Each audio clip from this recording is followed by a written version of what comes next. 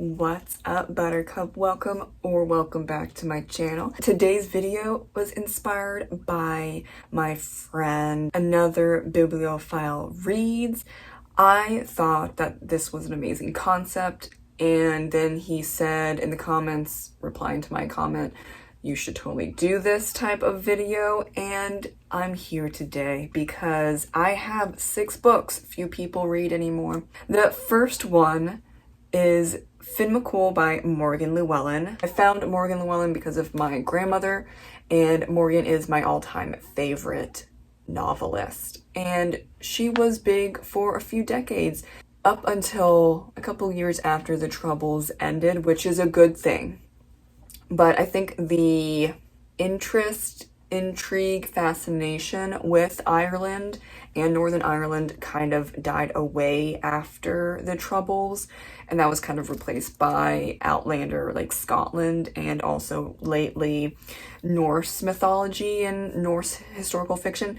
But for a long time, Ireland was the thing to write about, and Finn McCool is a very famous warrior, and his stories are very known in Ireland and for Irish Americans or Irish Canadians, Irish Australians, just because he represents so much, and his stories are just filled with love, heartbreak, trauma, war, overcoming obstacles.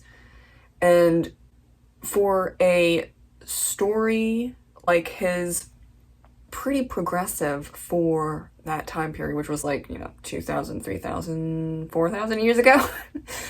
This is one of my all-time favorite books by Morgan Llewellyn. It was the first book I ever read of her when I was in middle school, and it blew my mind.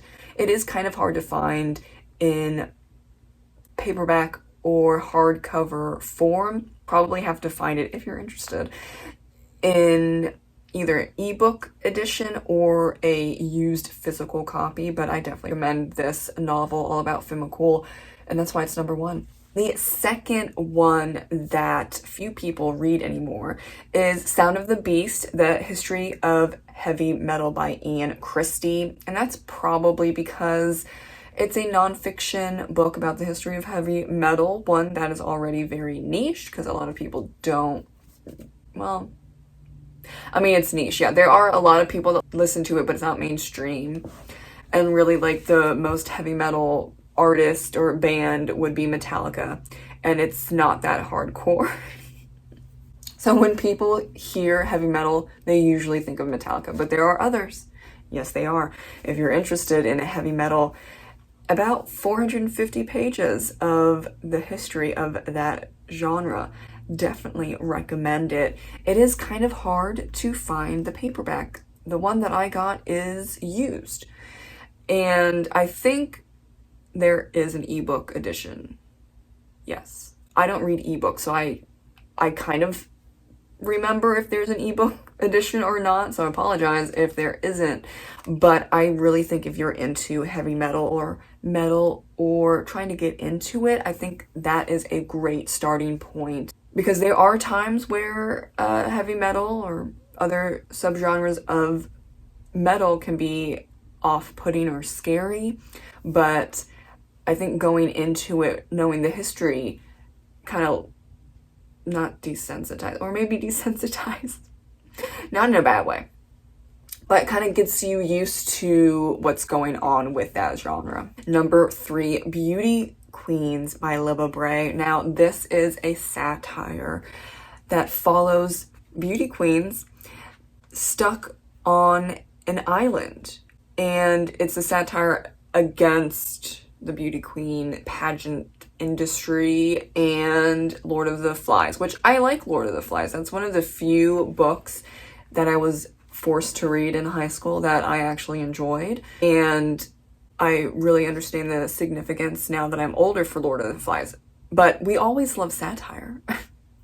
well, when it's done well. We always love satire when it's done well, and Liva Bray knocked Beauty Queens out of the park. It's hilarious, and it's also touching on a lot of important topics within the beauty pageantry industry. It gets really weird, y'all, and that's being nice about it. So I really enjoyed that when I was in high school, and I was obsessed with Liva Bray. She took a very long break from writing, and that might have contributed to the fact that she's kind of forgotten nowadays, and her other books are forgotten, especially the couple of books that are standalones. Like this one is a standalone, and it's satire, and it's about beauty queens. And so like it's very niche, but I really, really recommend Beauty Queens.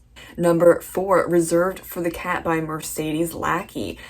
Anyone that is complaining about 1, romantasy is trash, and 2, there aren't any fantastic female fantasy authors, y'all are wrong. Wrong. You know why? Because there's Mercedes Lackey. Also the fact she's not a romantasy writer. She just writes fantastic high fantasy with heavy romance as like a subplot, and it makes sense, and it's written well, and the story flows beautifully, and the characters are well-rounded and hilarious. So let's remember Mercedes Lackey, everyone. Can we get to that? Thank you.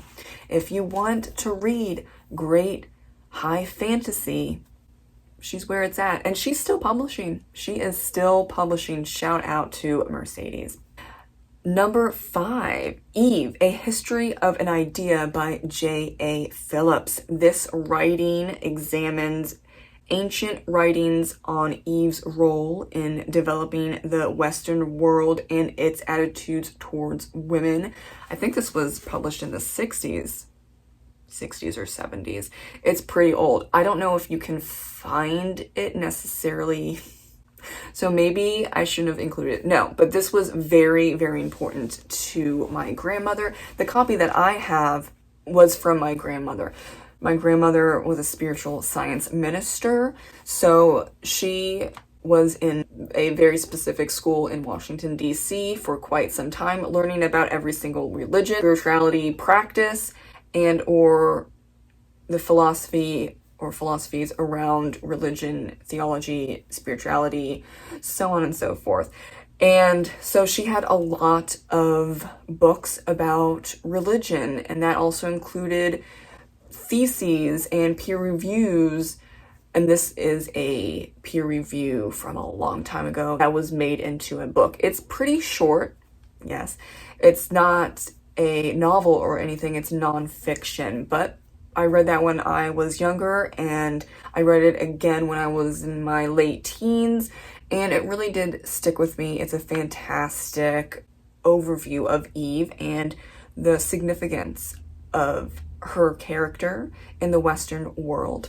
And finally, book number 6, God Save the Queen by Kate Locke. Now, this is steampunk, and that's very niche in and of itself, but it's from the UK, set in London. And this, I don't know, maybe it's 15 or 20 years old now at this point. I got it long time ago at Books A Million. I just bought all 3 of the books. This is the first book, but it's a trilogy. And I just really fell in love with it. It was my first time reading steampunk. It's also a little gaslamp. Gaslamp and steampunk, they often go together. But I thought it was a new, fresh take on werewolves and vampires, and just how do you set that up in a alternative universe where, yeah, there's steam running everything. And I'm not sure if she has published other books, but this was a very solid trilogy that I know other people have read, but I never hear people talk about it anymore. So we're trying to bring this book and all the other books back into the zeitgeist. Thank you so much for watching, and shout out to another Bibliophile Reads for creating this type of video. I hope to see you in the next one. Have a great rest of your day. Read, write, do whatever you need to do for self-care. Bye.